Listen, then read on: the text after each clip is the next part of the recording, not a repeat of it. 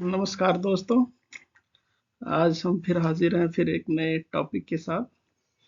आज हम social strength theory के बारे में बात करने वाले हैं, जिसे आर के मार्टन ने दिया है। स्ट्रेंथ थ्योरी का मतलब यही है कि सोसाइटी में किस प्रकार से स्ट्रेन बढ़ता है, एलिनेशन बढ़ता है, डिविजन्स बढ़ता है।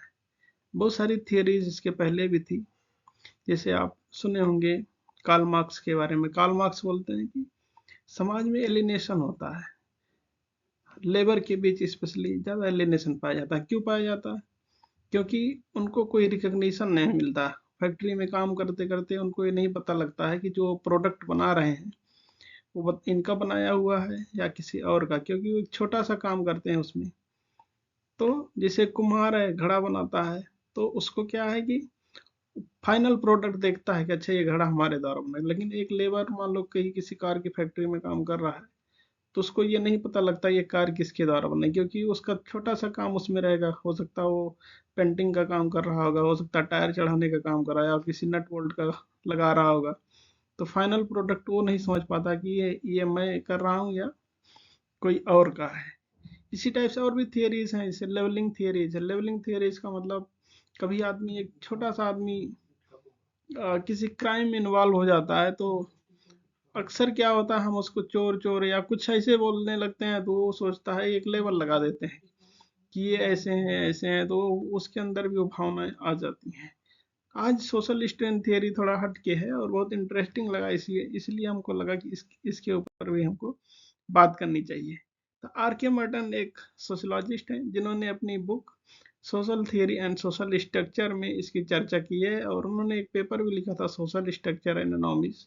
इसमें भी सोशल स्ट्रेंथ थियरी के बारे में काफी विस्तृत जानकारी दिया है। तो सोशल स्ट्रेंथ थियरी स्पेशली दो प्रमुख हाइपोथेसिस पे काम करती है। एक है कि इन्होंने बताया कि अप्रूव्ड कल्चरल गोल। अप्रूव्ड कल्चरल गोल या का मतलब ये होता है कि सोसाइटी में बहुत सारे हमारे नॉर्म्स होते हैं, बहुत सारे एक्सपेक्टेशन होते हैं जिसे लोग प्राप्त करना चाहते हैं। जैसे वेल्थ, आदमी को की एक डिजायर होती है कि हमको बहुत सारे धनी हो जाएं, सक्सेस मिले लाइफ में, हमारा स्टेटस अच्छा हो। लेकिन ये कहते हैं हमारे पास एक दूसरा भी कारण है, सोशली अप्रूव्ड इंस्टीट्यूशनल मीन्स।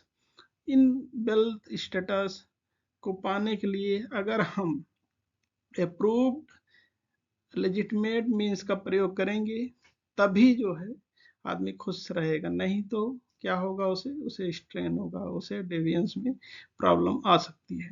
तो क्या क्या अप्रूव्ड मीन्स हो सकते हैं? अप्रूव्ड मीन्स मतलब होता है कि जैसे हम एजुकेशन के थ्रू सक्सेस पाएं, या फिर हार्ड वर्क कर रहे हैं, या फिर कुछ लॉफुल एम्प्लॉयमेंट कर रहे हैं, तो ये हमारे जो है सोशली अप्रूव्ड मीन्स हैं। लेकिन लोग क्या करते हैं, मान लो उसको कोई पोजीशन मिल गया और उसे बहुत सारा जल्दी से जल्दी वेल्थी बनना है, तो क्या करता है, व्हाइट कलर क्राइम करने लगता है, और जल्दी से जल्दी अपराध में लिप्त हो जाता है, और सोचता है कि हम कितनी जल्दी धनी बन जाए। तो इनका मेन थीसिस यही है कि when people cannot achieve their goal through the accepted way, they may experience strain। तो इस टाइप से देख सकते हैं कि हम समाज में हमेशा कुछ ना कुछ प्रॉब्लम रहती है, जिसके थ्रू हम उसको दूर करने का भी प्रयास करते हैं। तो उसमें मार्टन का बहुत इंपॉर्टेंट रोल है। तो स्ट्रेंथ थियरी क्या है? Strength theory means deviance arise from tension when society emphasize goal like wealth and success, and but block access to legitimate means like skill, talent, hard work, education, 5। तो result क्या होता है? Result होता है उसमें हमको इकोनॉमिक सिचुएशन आ जाती है। इकोनॉमी क्या है? State of normal normlessness and imbalance in society where goal and meet are not leading to the frustration and deviance. तो आप मैं एक एग्जांपल यहाँ देना चाहूँगा। जैसे हर आदमी चाहता है कि हमको रिस्पेक्ट मिले, हम सोसाइटी में आराम से अपने आप को प्रोग्रेस करते रहें। अब आप देखेंगे, एक फूलन देवी थी, बहुत फेमस, हमारे यहाँ 2 बार सांसद भी हुई थी। शुरुआत में क्या हुआ, वो आराम से अपनी जीवन जी रही थी, लेकिन अचानक क्या हुआ, उनकी शादी हो जाती है 5-6 साल की उम्र में। फिर वहाँ भी उनको एक्सप्लॉयटेशन मिला, कोई रिस्पेक्ट नहीं मिला। जब वहां से वो निकल आती हैं फिर अपने गांव आती हैं तो वहां भी उनको बार बार जो है उनका रेप होता रहता है। पुलिस स्टेशन जाती हैं वहां भी उनको कोई सोशल जस्टिस नहीं मिलती है। तो उसके कारण क्या हुआ, उन्होंने फाइनली क्या किया, जो लेजिटमेट मीन्स था उसको ना यूज करके उन्होंने बंदूक उठाना सही समझा और उन्होंने अपने हिसाब से अपने लक्ष्य को प्राप्त किया। लेकिन यहाँ प्रॉब्लम क्या आती है, प्रॉब्लम ये है अगर एक्सेप्टेड गोल्स अगर हैं और वो लेजिटमेट मीन्स अगर हम नहीं यूज कर रहे हैं तो सोसाइटी में प्रॉब्लम आ जाती है। तो मर्टन ने स्पेशली चार प्रकार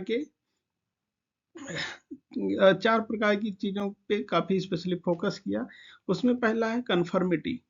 कन्फर्मिटी में क्या है कि हम लेजिटमेट मीन्स का भी यूज करते हैं और एक्सेप्टेड कल्चरल गोल का भी प्रयोग करते हैं, जिसे हम कन्फर्मिटी कहते हैं। कन्फर्मिटी में हम दोनों चीजों को बराबर तवज्जो देते हैं। जिसे आपको पास होना है एग्जाम में तो हम क्या करेंगे, मान लीजिए यहाँ अटेंडेंस नहीं आ रहा है तो हम अटेंडेंस भी उस पर लगाएंगे। उसके बाद अगर एग्जाम देना है तो एग्जाम भी देंगे। तो ये क्या है, ये हमारा कन्फर्मिटी है। इनोवेशन में क्या होता है, हम कल्चरल गोल को एक्सेप्ट करते हैं लेकिन जो लेजिटमेट मीन्स है उसको हम रिजेक्ट करते हैं। जबकि तीसरा है रिचुअलिज्म। रिचुअलिज्म में हम कल्चरल गोल को रिजेक्ट कर रहे हैं लेकिन लेजिटमेट मीन्स को हम एक्सेप्ट करते हैं। लास्ट में आता है रेट्रेटिज्म। इसमें क्या है, हम दोनों को रिजेक्ट करते हैं, ना तो हम लेजिटमेट मीन्स का यूज कर रहे हैं ना कल्चरल गोल को। जैसे मान लीजिए हमको हाँ एक इन्होंने और भी कंसेप्ट दिया है रेवेलियन। रेवेलियन में क्या है, हम कुछ नया करने का प्रयास करते हैं इन सब के अलावा। आजकल कल मैं वीडियो देख रहा था उसमें हमको दिखा आजकल लोग जैसे बहुत ज्यादा धर्म कर्म में विश्वास नहीं रख रहे हैं लेकिन उन्होंने क्या किया है, एक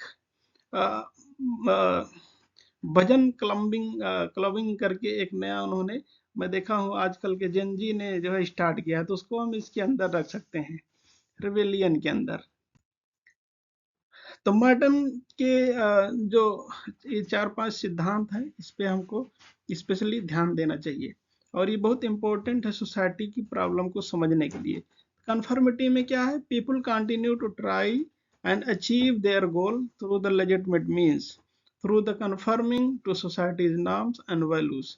example, working hard to get a promotion at work. Ritualism में क्या है, people give up their goal but still continue to go through the motivation of the life in the rituals like fashion. Example, just turning up to the work every day. उसमें उनको कोई बहुत रुचि नहीं रहती लेकिन वो काम करते जाते हैं। इनोवेशन में क्या है, people realise they will not achieve their goal through the through the legitimate means, so innovate their means of an criminality.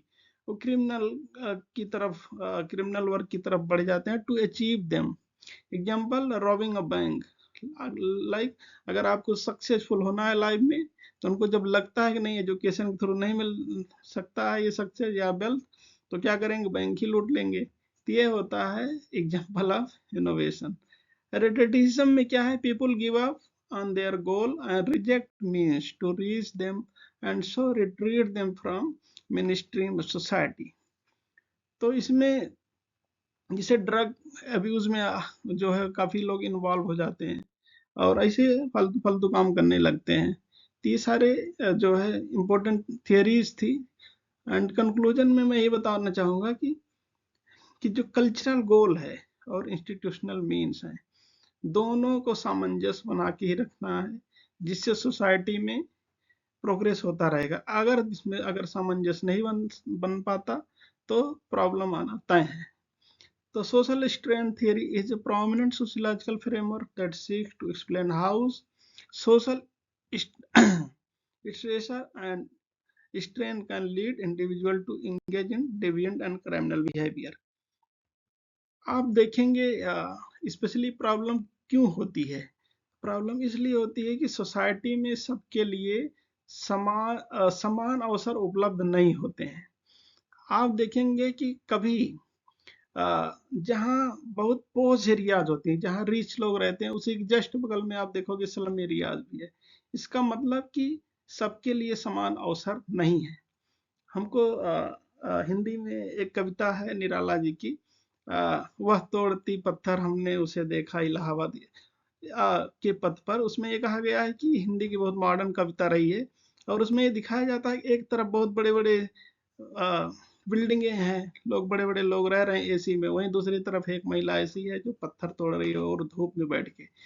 तो ये दिखाता है कैसे सामाजिक असमानताएं हैं, सोशल इनक्वालिटी हमारे सोसाइटी में हमेशा से रही है, और जिसके कारण हमारा लेजिटमेट गोल्स और सोशली अप्रूव्ड मीन्स में सामंजस्य नहीं बन पाता, इसलिए डेवियंस आता है, इसलिए सोशल स्ट्रेन आता है सोसाइटी में। अब अगर हम इंडियन सोसाइटी के with special reference to Indian society हम देखेंगे कि यहाँ कास्ट और वरना भी रहा है, तो इसमें क्या होता है, किसी पर्टिकुलर कास्ट और कम्युनिटी को ज़्यादा जो है हिफाजत मिलती रही है, और दूसरी तरफ एक ऐसी पर्टिकुलर कम्युनिटी थी जिसे उसको अनटचेबल बना दिया गया, उसको प्रॉपर सोशल जस्टिस नहीं मिला। तो इसमें क्या हुआ कि वो अपने गोल से भटक गया। इसलिए क्या होता है, कभी कभी बहुत सारी प्रॉब्लम क्रिएट हो जाती है। एक हिंदी में एक कविता है ठाकुर का कुआं। आप उसमें देखेंगे कैसे सोसाइटी में असमानताएं व्याप्त हैं। तो उसमें दो तीन लाइन मैंने उसमें कहना चाहूंगा। चूल्हा मिट्टी का, मिट्टी तालाब की, तालाब ठाकुर का, भूख रोटी की, रोटी बाजरे की, बाजरा खेत का, खेत ठाकुर का, बैल ठाकुर का, हल ठाकुर का, हल की मोट पर हथेली अपनी, फसल ठाकुर की, कुआं ठाकुर का, पानी ठाकुर का, खेत खलियान ठाकुर की, गली मोहल्ले ठाकुर के, फिर अपना क्या। अंबेडकर जी से शायद हो सकता है ये प्रेरित कविता रही हो, और इसमें दिखाता यही है कि अंबेडकर की भी जीवनी आप पढ़ेंगे तो उसमें बोलते हैं हमारा क्या है, हमको तो राजनीतिक आज़ादी मिल गई, लेकिन सामाजिक आज़ादी कब मिलेगी, आर्थिक आज़ादी कब मिलेगी। आज भी एक क्वेश्चन है। इसलिए सोशल स्ट्रेंथ थियरी बहुत इंपॉर्टेंट है हमको समझने के लिए। इंडियन सोसाइटी के कंटेक्स्ट में भी इसको समझ सकते हैं। इसी के साथ हम अपनी बातों को विराम रखेंगे। जय हिंद।